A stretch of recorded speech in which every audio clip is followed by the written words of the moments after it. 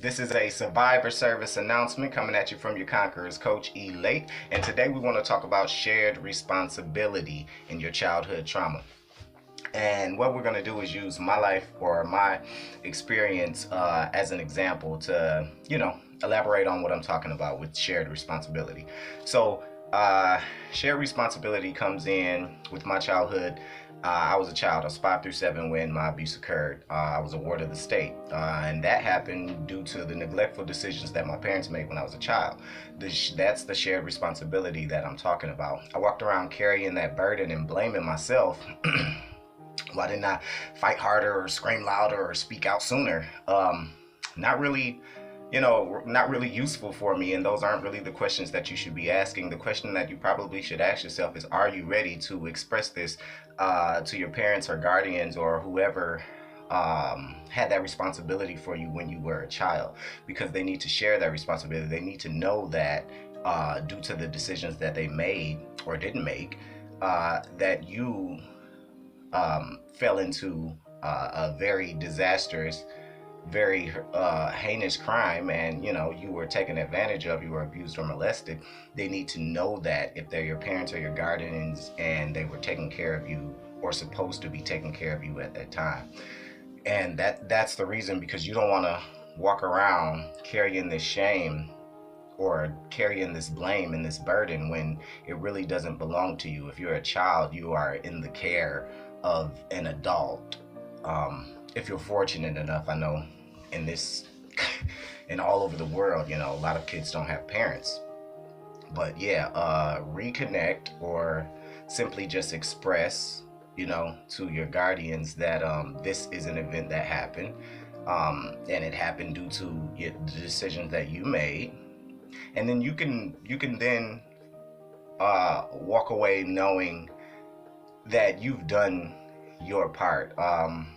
My therapist told me that I was holding on because I didn't want to put my parents through what I was going through with my past. Like, I didn't want to express it to them because I didn't want to drag them down memory lane or remind them of their horrible decisions and how it affected me. I just didn't want them to hurt from my pain. And I was trying to save their feelings while I was murdering myself and allowing my own mental strength to deteriorate. Just trying to protect my parents because we are very close, and I love my dad. Like I said, my dad came back and got me out of foster care after a couple years. So of course I love my dad and appreciate my dad. I love my mom, and we sometimes we don't want to hurt them by telling them things that we know are it's extremely painful for us to face, so when we go to expose this to our parents or our guardians, we don't want to hurt them, or I didn't want to hurt them. I knew that it would really fuck my dad up to know that. But also I thought that he kind of shoved me off when I was younger. I thought that he probably disowned me, shoved me off to the side or something like that. But now as an adult, I know that that's not true, and I was just misunderstanding him. So back to the announcement, guys. Go back and talk to your parents, talk to your guardians, or whoever was supposed to take great care of you at that time, or at least protect you from that. You have to go back and you have to let them know that, so that they have that shared responsibility. If they feel bad, they feel bad. They actually should feel bad.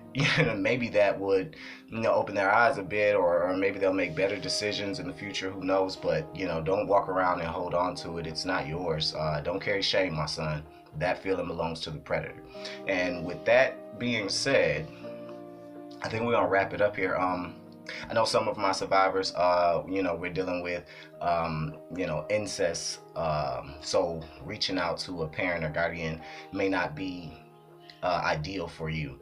And so, with that being said, I really haven't thought of a way around that to give them that responsibility. If you're never gonna talk to them again, a letter could do. But if you don't even want to do that, I mean, just put it out there, because close family that may not know about it, you know, they could be there to support you and help you through it. So you are not alone, and we we want to work on ourselves, and we don't want to, you know, stress ourselves out any further.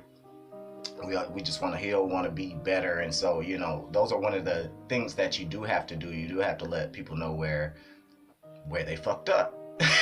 Sorry. So my choice as a activist and social entrepreneur in this field is simply because I've lived through it, I've experienced it, and I don't want other young men going through this, other young women going through this, and thinking that they're alone, or looking outside in their environment, in their neighborhoods, and saying, well, there's no way for me to release this. There's no way for me to talk about this. There's no way for me to seek help about this. That's why I'm here. You know, I believe that there should be a different environment and a different way that we deal with survivors and how we help and assist them. So that's exactly why I got into CSA prevention and all of this, and being active in my community, is because, you know, we can't sit back and allow these type of things to happen.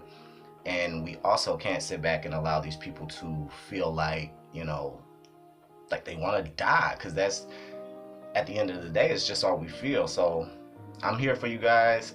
Hit me on my Instagram, and make sure you keep following us, because we're going to keep uploading great products. We're going to keep asking for your feedback so we can mold and shape this thing, this awareness brand, into something that you guys can really love and share with your family and friends. So stay tuned to Skip the Lines, and we love you, we believe in you, and let's do it.